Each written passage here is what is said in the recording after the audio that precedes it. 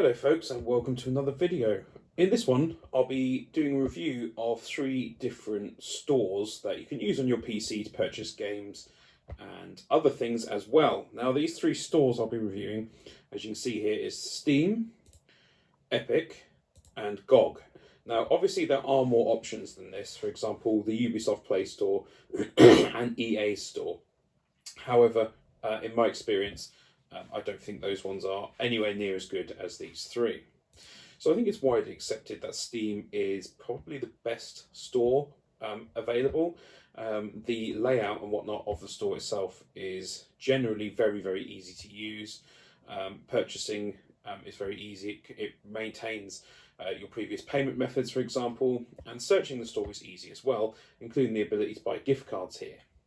So as you see, you can look at tags, space, sci-fi, relaxing, all that sort of thing. You can have it done by different curators. They can look out for things, for example, there's curators that will tell you if there's DEI in the games, or if the games feature, well, anything you do want to see or don't want to see, there are curators who will cater to that. Lots of special offers on Steam as well, at times with huge discounts on games.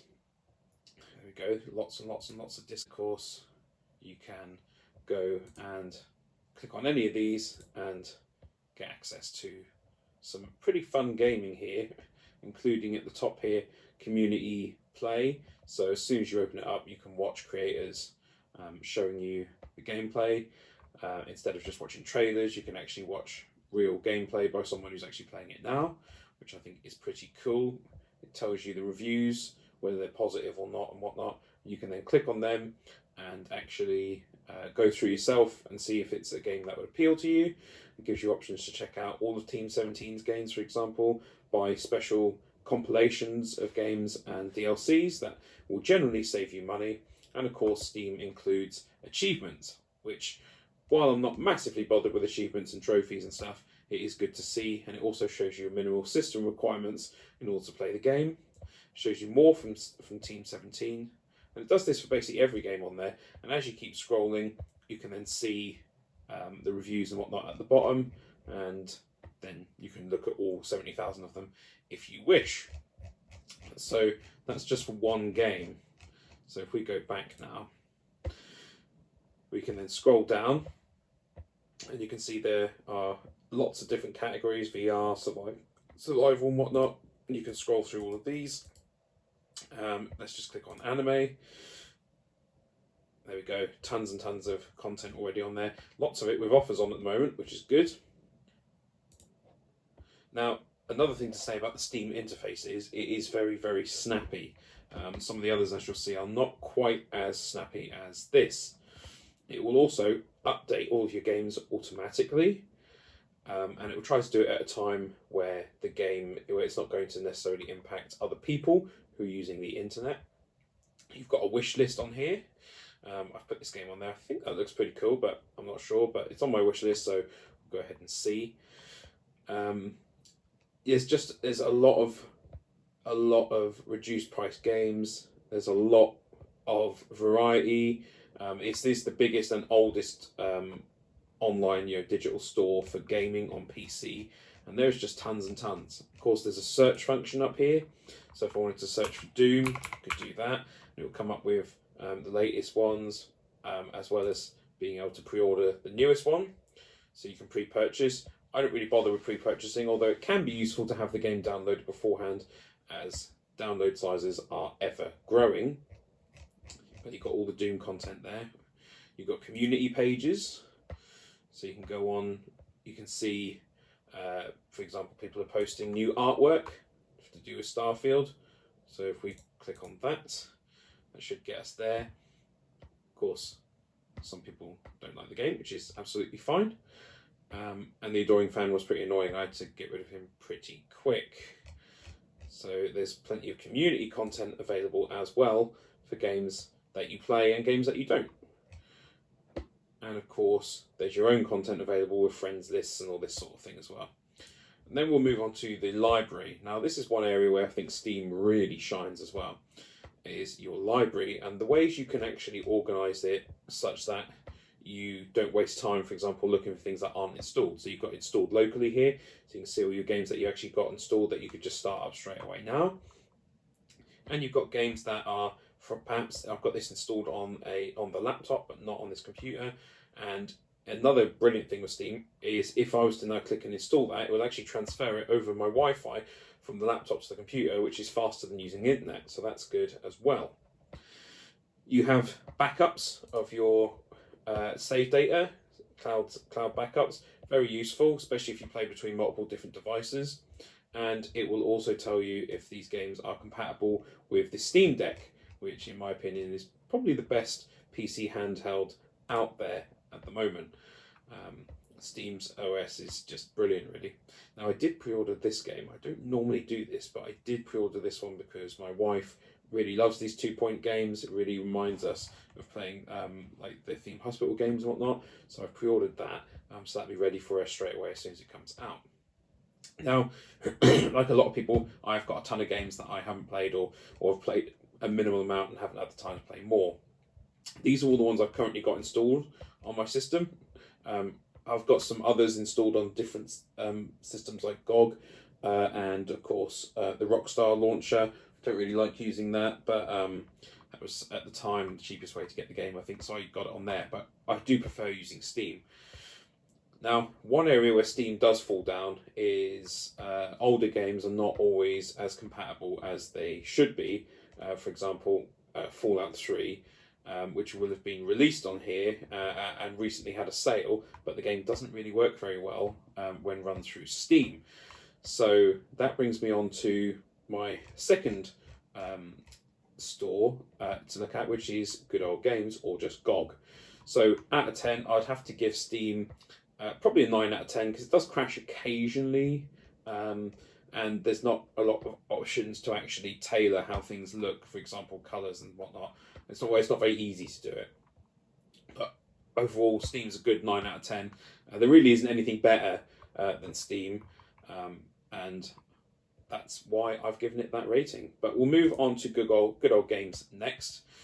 Now, the really good thing with this, as is in the name, is the fact that you can have old games on here that they've actually patched themselves to now work. For example, the Fallout games. Fallout 4 won't be an issue, but Morrowind is quite a really good old game. And when they put on their good old game, that means they've actually, more often than not, they've done some patching on it themselves in order to get it fully running. And this is one thing where these good old games is really, really good, in my opinion, because some of these games, yes, they may not be the nicest looking games now, but Morrowind is a brilliant experience even now. It's still a really good, enjoyable game. And it doesn't hold your hand. It's just you just go out and you explore, and it's something that everyone should play. But it can be difficult to play on modern computers without jumping through lots of hoops. Whereas through the GOG preservation program, they make the game DRM free. It will run on your modern computers, and they even give you tech support for it as well. And then here it will say what improvements they've made. So they've done the stability on it. And they verified that it does work with Windows 10 and 11, so you should be able to install it and just play it straight away. They also include trailers here. Now, they don't play automatically. You'd have to click on it, and then because it's YouTube and I'm using a VPN, it wants me to sign in to say that I'm not a bot, which is fine, but that's not an issue with Good Old Games. So if we go to the store here, we can scroll down. I'm not sure if the store layout itself is not quite as good as Steam, and the library isn't quite as good either, but I'll show you that in a moment. But if you know what you're looking for on here, it is actually in fact really good. For example, The Witcher Enhanced Edition, I've already got it in my library, but it's £1.09. I'd say that's a pretty good deal, to be honest with you. But it's nice and colourful. It's not a bad storefront, and it's fairly snappy. So if I was to click on where are we?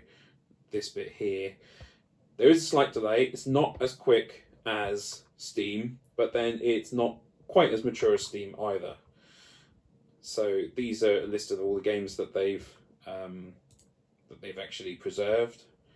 For example, Dino Crisis games are great, and you can now play them.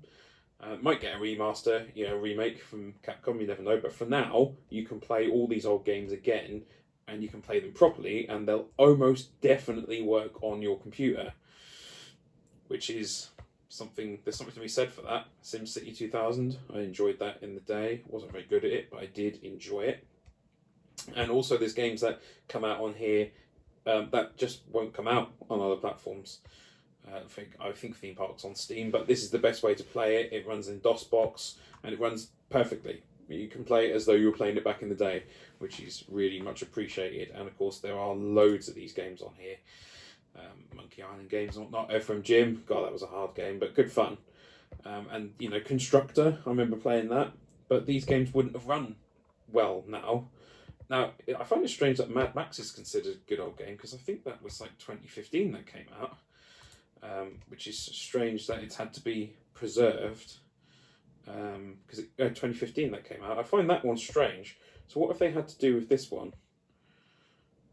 Validated stability. Okay, yeah, okay. That does surprise me, that one. So that's the store on here, and of course there's things like you can click deals, for example. That's pretty standard. We all like to get a good deal, don't we? And of course you've got a wish list on here as well. So in terms of your library, you've got owned games, but that does include, if you've linked it up, Steam and things like that. So you want to make sure if you've got both copies of the game, like on both networks, you click on installed, and it will bring up games that are on Steam, for example, Black Mesa. Now, if you hover over it, you will see the Steam logo there. But what I would recommend doing is clicking on the filter, going to platform and clicking on GOG. And then it's just the games that you've got installed on here that you know will definitely work. For example, Anachronox, I've got it on Steam, but it's very, very, very cumbersome to get working on there. Just works fine straight away with this. So it's a great game, and it's something that people really should play. It didn't do that well when it came out, but it's a brilliant game, and everyone should have a good go on that. Summoner, another old game that is very hard to get working on other platforms, but on good old games, it works brilliantly, and it is an excellent game. Really good storyline, brilliant game. Emperor, I did enjoy playing this back in the day, but the sound doesn't work properly on it, so that would be an issue that I haven't managed to fix yet. But it's nice to have all these games able to run on here and run well. So I would probably give the Good Old Games Store a 7 out of 10. There's some issues with, like, you should be able to set this automatically for apps to only bring up your games that are on GOG and not games that are on Steam as well. I get what they're trying to do. They want you to launch everything through here, but for me, I just want the Good Old games on here. So our final one to look at, because it's another big one, is the Epic Games Store. Now, I'm not huge on this design philosophy here. I do like these big sort of things here, but this is an advertisement at the end of the day. I don't like all this wasted space here. I feel like your library could be opened up a little bit and then ready there. And I don't think you need to have the Unreal Engine developer bit there, because most of us aren't going to be using that.